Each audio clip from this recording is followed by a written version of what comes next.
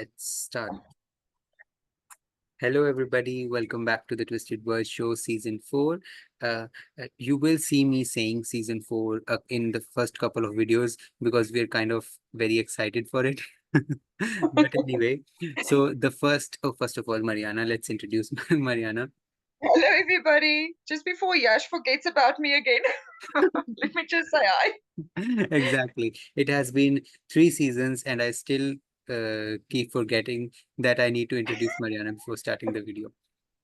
Well, anyway, so the topic that we're going to discuss today is that how you can find synonyms, or how are the different ways you can write your particular scene or a line that you're writing, and how you can make that better, and how that will affect the different factors of your writing session or the writing part that you are doing. Mariana, help us get started.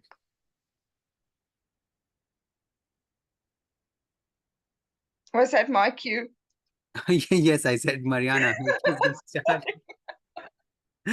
Well, Be specific. We established now I don't know everything. So be specific. exactly. So, guys, thanks, Yash.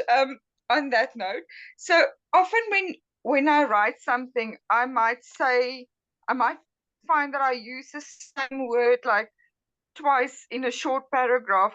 And from experience, I know that's never a good idea to repeat words, like in one paragraph or on here in a few sentences.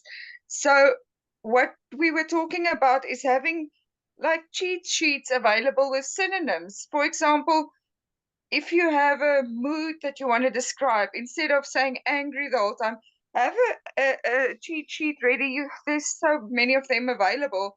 Um, with alternative words. So it will stop you from wasting time going to Google and looking up words and their meanings and how they're used in a sentence. It's just much easier if you have it ready and handy somewhere. It saves you a lot of time and effort. Exactly. And you can find so many of them on the internet, and they could be very Mm, extensive, very long, and they could be very short and very particular as well.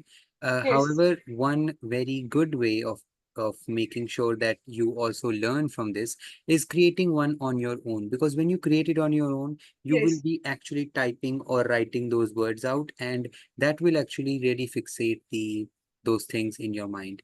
And why we are discussing exactly. this topic in this video is because we did experience this thing in over the period of this week. I was working on my horror novella, The Do Not Kill a Spider, and in that like there were scenes when the character felt nervous and the character really just felt like what they have to do, like very confused or very scared. And I kept using the same words for every time they felt scared or anything. And I was like, it all reads the same. Where's the Mm, uniqueness? Where's the interest? Where's the intrigue? And so what I did was I went on Google, found different ways to describe different emotions and learned about them, and read a few things or explored a few synonyms, and then rewrote those scenes, rewrote those sentences. And then it actually felt new every time I read those, and it also felt like a sense of accomplishment. Like, okay, yeah, I also learned something, and I also wrote something new, which is good. yeah. I know many writers do look for synonyms and try to fit them in, but it is also important to remember that not every word will fit in every situation. So it's important to see if a fancy word sounds good in your writing, because you can't use literally any word that is remotely similar to what you want to use. Yeah, and on that note about fancy words, also be careful not to try and make it too fancy all the time because it becomes a problem to read. You get tired Exactly. of reading all these words that you don't even recognize and you have to Yeah, look it we up. yeah, we don't want the readers to keep a dictionary beside them. Exactly. And another thing that we should discuss about synonyms and all that is, when you are writing, you need to decide when you want to do these things of looking up the synonyms or doing all that. Because when you're writing, and that if that is when you are using these synonyms, sorry, finding these synonyms and doing all that, or finding alternative ways to express a similar, a particular thing, then you will also be using that writing time to do that, because while you are writing, then Mm, you have to spend the time. And that is what was the case with me. I usually am able to write 1000 words in like an hour or so. But if I go around and look for synonyms, different ways, and go around also reading those words and their examples, then I only end up writing like 600 or so words. So that is an mm, important thing that you need to consider. So maybe yeah. mm, trying those synonyms while writing may not be the best approach for you.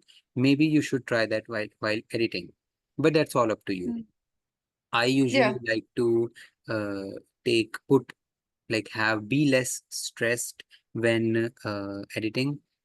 So I try to make the first draft as good as possible, and Mm, so that I have to mm, spend less time worrying about, okay, what this is this what I wanted to say, or is that what I wanted to say? mm. Anyway, Yeah. so Mariana, any closing thoughts? That is all from me. Awesome. No more thoughts from me. Awesome.